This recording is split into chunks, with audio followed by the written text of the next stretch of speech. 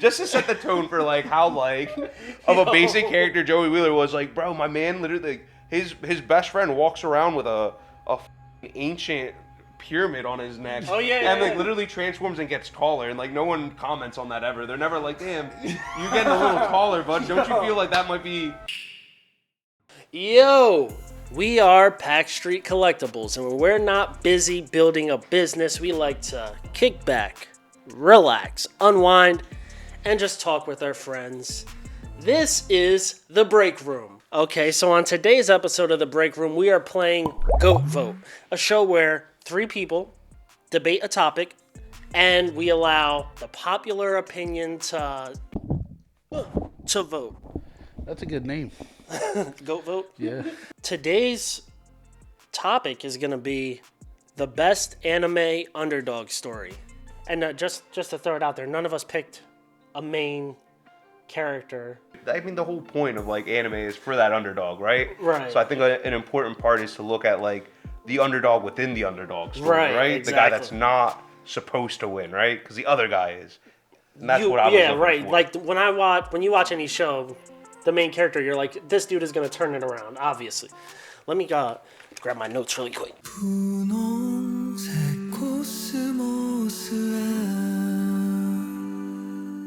Who's going first? I guess I'll go first. You'll go first? Yeah. Okay. Let's do it. All right, so the point of this is I guess we're trying to describe their underdogness, right? Right. Yeah. So the character that I chose is Usopp, a.k.a. Sniper King, a.k.a. Long Nose. Nice lips. Nice lip. He got them lips. He got them lips and Got that that nose. nose, bro. All right, so Usopp, he is a member of the Straw Hat Pirate Crew, right? From the beginning of the show, like, well, where they introduce Usopp, he's a kid that always gets bullied, you know, like, he's a blank page, like, with nothing special about him. Because his personality is, he's always scared, he always tries to hide anytime there's confrontation. You can elaborate on this. He's also known as a liar too. Yeah. Like Really? he would always tell tales like of like, oh, I'm gonna do this or I did this. So there's this whole element to him of like, all right, man, sure. Yeah. Okay. But we'll get to that. Remind me about that. You know, he joins the crew, whatever. He's more like, I want to say Luffy's bitch, kind of. Okay. Like, but he lies a lot. He tells everybody that the king of, you know, he has 1,000 men that can show up at any time, and So he's fucking annoying. yeah, he's kind of annoying. He grows on you. He grows Yeah, on you yeah, like he a grows on fungus, you. you know, like a good fungus. Don't get it wrong. Like he's very useful. He starts to become very useful. Okay. So, you know, he's very resourceful. So like he always has something for every situation. He's like MacGyver. Kinda, yeah. And later in the story, he becomes the Sniper King. So like he has a slingshot where like Okay. he could like hit things from miles away or whatever. Blah, Yeah, blah. which like Dennis the Menace Yeah. could do. That's not special. Yeah, but like the pellets that he used do different things like fire. Oh, okay, that's like, pretty you cool. know, They turn into plants and stuff yeah, later they can on. turn into plants and stuff, whatever, blah, blah, blah. There's this arc where they're in, where's that bubble one? Oh, that's in Dressrosa. Is that Dressrosa? No. Oh, wait, the bubble one. With the big guy, with the big bear guy, where he smacks him and they go to different islands. And Oh, wherever. Kuma. Yeah. Yes. That arc right there. Well, in that point in the time is where he smacks him and they kind of have like a conversation where you don't see where they would like to go for like a vacation to train or whatever. So like they each go to like this different place and they don't see each other for 2 years. In those 2 years, they are separated as a crew. So like they each train. So he goes to this. They're all on their own? They're all on their own at Okay. this point. And then at the end of 2 years, Luffy tells them to meet at this one spot so that they could go back together.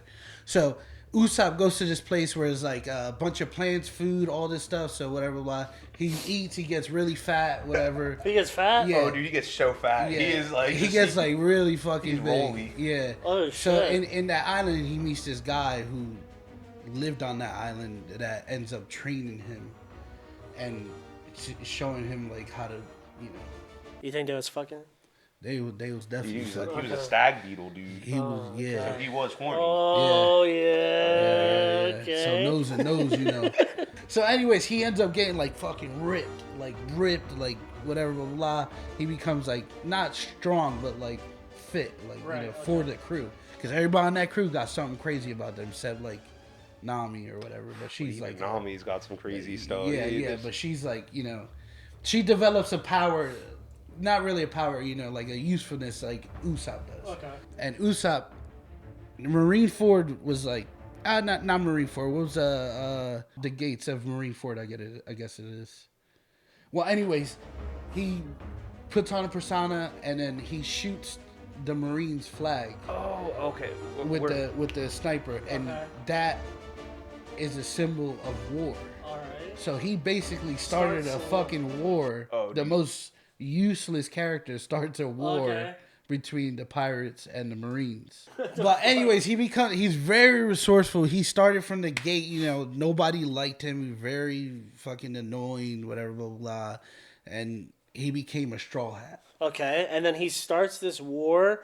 Do they show like his abilities like change to where his crew starts to look at him as, you know, an asset? Like, oh, absolutely. They always did. Yeah. Oh, okay. But like you as a viewer, you're like, this guy's right. Like, you kind of just know useless. Like, all right. He always cries every time they're about to get in a fight. He's like, let's run away. But like what you were talking about him being a liar, he is a very strong user of the foresight hockey. Yes. Of where like all his lies that he had told from the beginning end up becoming true. So like he doesn't know that these lies himself, he doesn't know that they become true, but like it's actually a thing. He's got a lot of validity. I think one of the most endearing parts about him is like he's like the most realistic anime character. If you saw a 7-foot man walking at you with a giant sword holding the sun in his hand, I'd run. Right, yeah. I'd run. I'd be like, I'm out. Let's get out of here. Like, but I think that's like one of the better parts. I think you need that a little bit in the show. Yeah, that's what makes him so much of an underdog. He doesn't have that non-fear that he has an ability to stop something. That's cool. And also, guys, if Kev is forgetting something to add in about Usopp, comment it down below, because we will do like follow-up live talking about your comments and discussing this further. Yeah. I'm good with that. The first option, Kevin's pick is Usopp. I'm going with Zenitsu from Demon Slayer.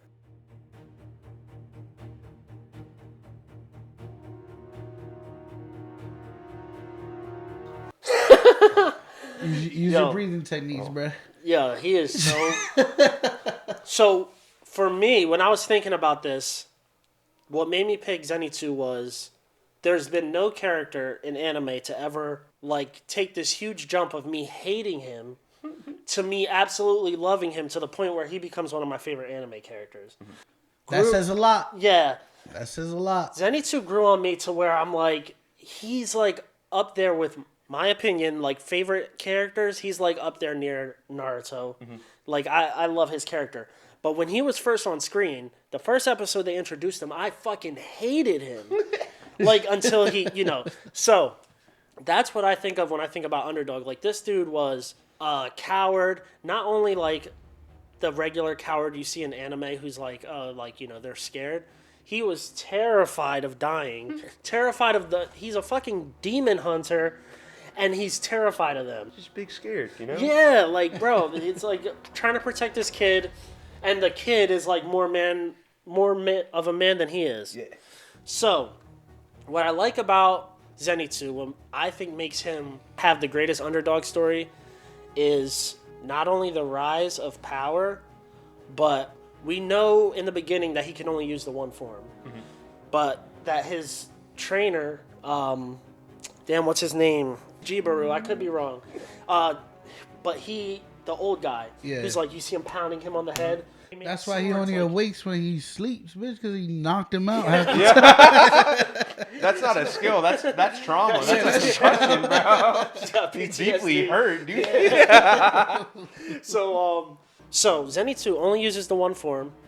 When he first uses it, I'm like, oh, okay, I see what they're doing with this guy. They're going to make him, like, annoying, but every now and then you're going to see like a spark. Yeah.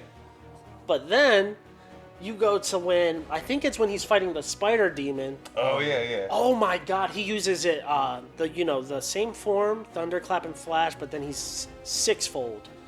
And then obviously for everybody watching, if you don't know Demon Slayer, the demons are far stronger than humans. I don't know about you, but that little arc right there where he did that shit gave me anxiety. Anxiety of him, like, is he about to die? Yeah, he poisoned him. Yeah. His hair's falling out. Yeah. Oh, dude, when he like looks like a Toy Story toy from like Sid's house. He looks like the little spider thing. So then he ends up, the move that he does against that spider demon, and the spider demon is like kind of like taken aback. He's like, wait, how the fuck did this dude just turn his body in the air? So then I'm like, oh, okay, so his character's coming around. Like, that's not only that form. Then he uses it, what is it, eightfold he uses it when they go against Daki in the second season. He uses it eightfold, but he still needs Inosuke's help to cut the head off. Yeah. You know what I mean? Because the demons are so strong. Now, the part that makes this all come together. Oh, she was bad. There's not one lady in this show, even the fucking old lady that they meet in the beginning. Yeah. I'll clap her old ass cheeks. I'll give her the thunderclap. It's just going to be the clap. No thunder. Oh, clap. All right, so he kills the fuck out of these demons that he goes against. What really turns the story around, which isn't in the animated series yet. Spoiler, if you don't want to know where Zenitsu takes his power, fucking skip. Man. Keep pressing the 10-second skip button until you see me stop talking. Zenitsu ends up going against who he looked at as like his mentor when they were both getting trained by the same, but this dude was above him. This guy hated Zenitsu because he's like, why is our sensei acting like we're on the same level? Why is he giving us the same treatment? So now that, Zenitsu's on this journey, when we meet up with this guy again, he's a demon. Zenitsu reveals that their sensei killed himself because of him turning into a demon. And Zenitsu's like, heartbroken about it. But now Zenitsu's about to fight a fucking ranking demon, and he's not passed out. He's standing there. He's talking shit to him. Like, he says, like, why are you proud that you're a ranking demon when they only put you as a ranking demon because we killed Daki? Like, you know what I mean? I'm like, oh shit. Like, Zenitsu's not only not afraid, but he's talking his shit. Oh, yeah. And when they start fighting, Zenitsu's like keeping up with him. They're fighting, the combat's crazy, and Zenitsu's saying stuff like, wow, you're way slower than I thought you would be. We saw what happened with Rengoku. We know the speed of demons. Rengoku was a fucking beast and was like exerting all his energy to keep up with him. Come to find out, at the end of this fight, Zenitsu is like, alright, let me just end this. He has a form that he perfected, that he learned on his own. He makes it. Yeah, he made it. The 11th form, I think. Yeah, Flaming Thunder God. So it's like a God form move. You know what I mean? Yeah. He could have used it the whole time, but he wanted to show because he calls him his brother. Yeah. He wanted to show him the respect of giving him a fair fight because he knew how powerful this move was. So, the fight stops and he's just standing there and he knows, he's so confident, coming from zero confidence in the beginning of the show, he's so confident that he's about to kill this demon. He's like, he says, sorry, brother. Like, I'm sorry. Like, I have to do this. And fucking cuts his head off so quick, demon's head flies off, and then he says, I didn't even see you move. Like, he blinks, and when he opens his eyes again, his head's cut off. Yeah. So that right there is just like ultimate chills, bro. Zenitsu comes from nothing. Like, you see throughout the show, it takes all three of them to kill demons. To the point where he can do it on his own, cut his head off with one move. You know what I mean? Rank demon at that. Yeah, a rank demon, and he's conscious. So that's why I choose Zenitsu as my favorite underdog story, the best underdog. I think it's very appropriate that you say that, because it's also for me where when I was reading Demon Slayer, where I got to that area of the story where I was like, oh fuck, this is like, we're getting some wild stuff. I will say that is whatever spoiler, whenever you see this, Yeah. just know after it's over. It's gonna get ridiculous. Right? It's gonna Yo, get crazy. Like this is like one of them parts in a book where you're reading it and you don't realize you're fucking reading anymore. Oh, Like, dude, I remember just reading these chapters as they came out and just being like, yeah. It's crazy. no way, no way, no way. Like, It's even like, fucking crazy. you know, like the cheering kind of feeling at the end. Yeah. But yeah. Okay, so now that's my choice. If I forgot anything or if I messed up any names or details, feel free to, put it down below. I fuck up names as well. So basically, what Sean is saying, I'm winning this underdog thing because Zenitsu's kind of cool and my dude's a fucking dork. What? Oh, I see what you're saying. No, but The blanchness. yeah, I see what you're saying. Nah, bro. see what you're saying. There's some argument to Usopp. There's some stuff. I don't want you to win the argument, so I'm not gonna put my Right. my Usopp facts out there. But there's some other really cool stuff about Usopp in there as well. You've given me some very some good opponents. I'm a take over from here. I'm a proposition my guy. I'm gonna take us back. We're gonna go back to when I was in elementary school. To one of my favorite Saturday morning anime. WB, baby. WB. Yeah. WB. We're bringing back Yugioh, and it's not Yugi. Fuck that, dude. It's all Joey Wheeler. Joey Wheeler, bro. Joey Wheeler. No, for me, it's Joey Wheeler from Yu-Gi-Oh! I thought long and hard, and I wanted to pick someone that I just felt like had the right ideology as an underdog for me. So when you're watching Yu-Gi-Oh!, you got your main character, you got Yugi Moto, and you've got Seto Kaiba as kind of these big two. Yugi Moto is basically possessed by a spirit that was crazy good at a card game from thousands of years ago, and Seto Kaiba has a lot of money. And so when I look at them, I think, damn, they're not relatable at all. I don't have voices in my head telling me which cards to play, and I don't got thousands of dollars to just buy the best cards, right? So I look at Joey Wheeler as a very human character, right? Okay. He doesn't have power or money or anything like that. And even in the beginning stages of when he's introduced, he's introduced as a bully. You're not really liking this dude. This dude kind of sucks, right? That's because you didn't have the Exodia pieces. See, Joey Wheeler didn't need that. Joey Wheeler didn't need that. And eventually, we get to the first major storyline. Yugi's grandpa's soul gets stolen. Okay. And then it's revealed that Joey Wheeler has a younger sister, Serenity, that is blind, and that he's trying to win a tournament in Duel Monsters in this game to pay for the surgery. Oh, that's heartbreaking. So he's there. But so here's a really key part about this entire situation.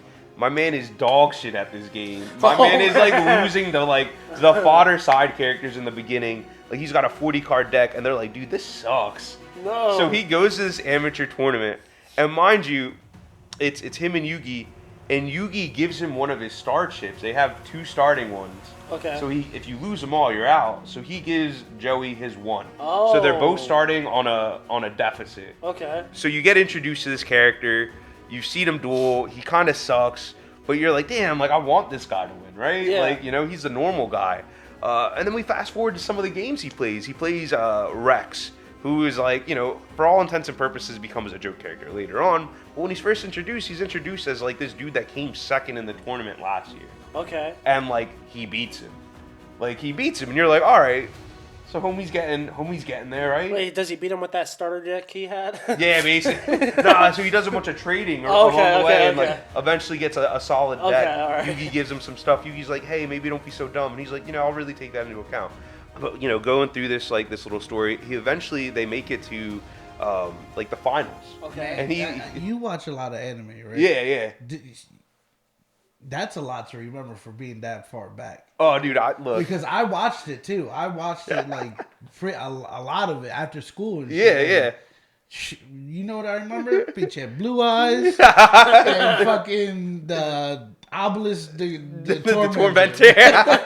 You were a Kaiba fan, obviously. Yeah. You smell the money. I get it. I'm a poor man at heart. That's why I like Joey Wheeler. Walk around the suitcase, bro. Yo, my man had a bro. Said it just to set the tone for how of a basic character Joey Wheeler was. Bro, my man literally his best friend walks around with a fucking ancient pyramid on his neck. Oh, yeah, and like yeah. literally transforms and gets taller, and like no one comments on that ever. They're never like, damn, you're getting a little taller, bud. Don't you feel like that might be a different person? They're like, no, that's still my boy. Yeah. Instead, Kaiba's got a fucking metal briefcase like he's a coke dealer. Oh my but God. filled like edge to edge, just card. Yeah. But we get to the like the finals kind of, and he literally faces this dude Bandit Keith. And it is the most American stereotype character I've ever seen. He's got the American flag headband. He's got a denim like vest on, and he cheats. He's cheating, bro. Oh my God. Yo, he's cheating, bro. He's cheating our mans, and our man still wins. Oh. The deck is stacked against him, and he still wins. The dude is cheating, and Joey still wins. Joey still wins. Literally, and then this is where the heartbreak for Joey Wheeler starts to come in. Caribou. All right. What? Was it the little fluffy dude? Oh, you mean Kariba? Bro, we going out to the wilderness to hunt some Kariba. This is what he was. This is what he was thinking while you're explaining the story. He's like, was it caribou? It has to be the caribou, bro. This is where I think some of like the more of the heartbreak for Joey Wheeler happens, because what he ends up being a lot in the series is the stopgap for the main character. So he ends up taking second place at this tournament, which is a huge jump for him, right? As some guy that was basically not supposed to win, right? Okay. But he faces Yugi. Oh. He loses to Yugi on some BS. I think Yugi's cheating. I'm gonna be honest. What? Hold on.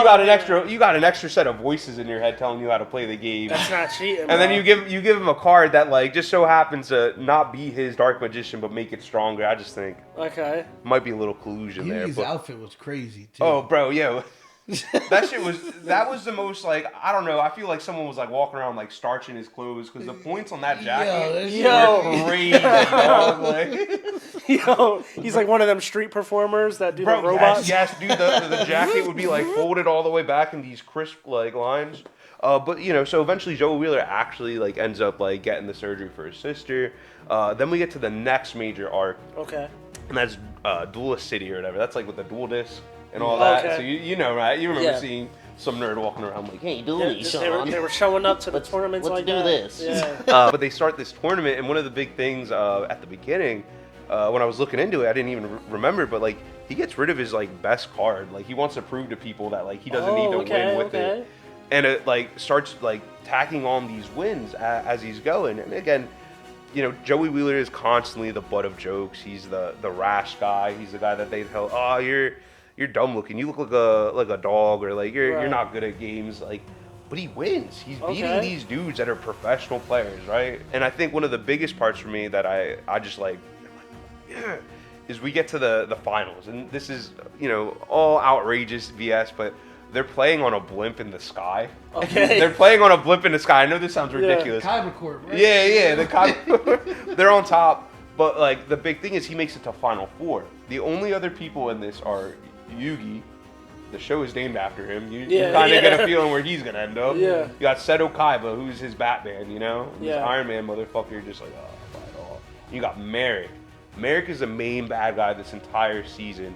He's literally like the reincarnation of like an ancient demon trying to steal people's souls and all that stuff and like rule the world. And there's these important cards that get introduced. So the God cards, it's like the Winged Dragon of Ra, Obelisk the Tormentor, Cypher the Sky Dragon. They're all these like crazy like world-ending cards like they play. But you notice how I said 3, right? Right. So there's one person without a God card in this Final Four. Who do you think it is? The boy, young Joey. Exactly. Wow. Joey Wheeler makes it to top 4 while everyone's got the most busted card imaginable in it. So here's like, for me, the part that always resonated, man. He takes on Merrick first. He's the person that has to face the first bad guy, right?